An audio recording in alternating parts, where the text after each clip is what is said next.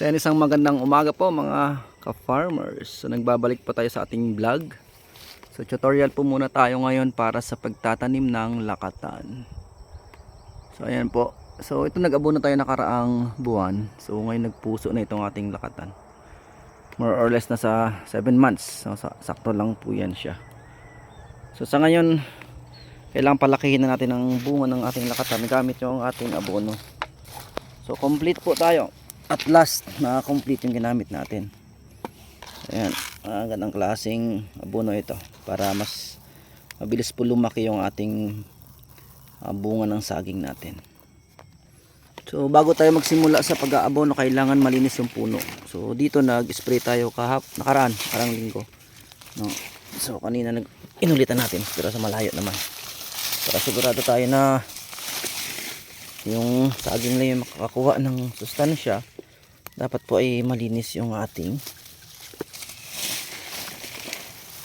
paligid, yung puno ng saging.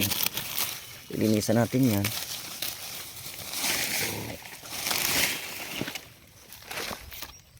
Makita mo naman may pinutuloy tayong isa.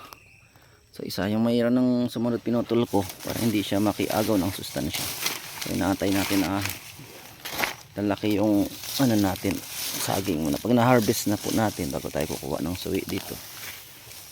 So ayan, so kailangan natin linisan yung puno na mas ganda. So ayan mga kaibigan, dito sa puno na ito ay may mga suhi, no? So kailangan tanggalin natin yung mga suhi para hindi siya mag-agaw ng sustansya.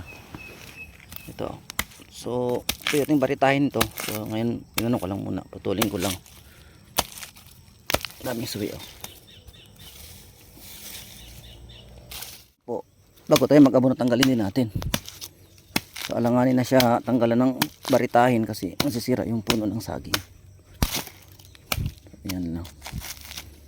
Huwag lang sana masugatan yung puno ng saging para hindi delikado.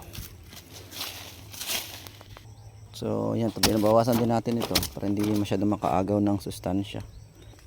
So ayan, tingnan natin ulit yung sitwasyon, no? So ngayon malinis na yung natin puno ng saging. So yan tayo magsisimula mag-abono. Abonohan na to. So yan, paikot lang. Paikot sa puno.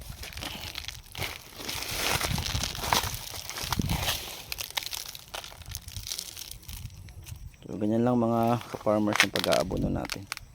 So katamtamang dami lang po. Yan. So ganyan lang po yung kasimple yung pag-aabono ng saging para sa sunod po ng mga buwan ay mabilis na itong lumaki. So kapag inaabonohan po natin yung saging, mas maganda pa rin siyempre yung organic. So mas mabilis yan sila maglaki. Yan mga kaibigan yung ating saging. So unang bunga ito kaya dapat nating portahan ng abono. Kasi kadalasan sa mga lakatan yung unang bunga lang yung pinakamalaki at pinakamaganda. Kasi sa karanasan natin ang lakatan pag mga pangalawang bunga na nagkakasakit na.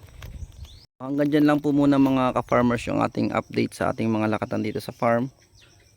So update natin kayo sa susunod po na mga panahon kung ano na yung resulta ng naging pag-aabono natin dito sa ating lakatan. So hopefully malaki yung buwig ng ating lakatan. Nakikita naman natin na malaki talaga. So maraming salamat sa inyong patuloy na pagsuporta.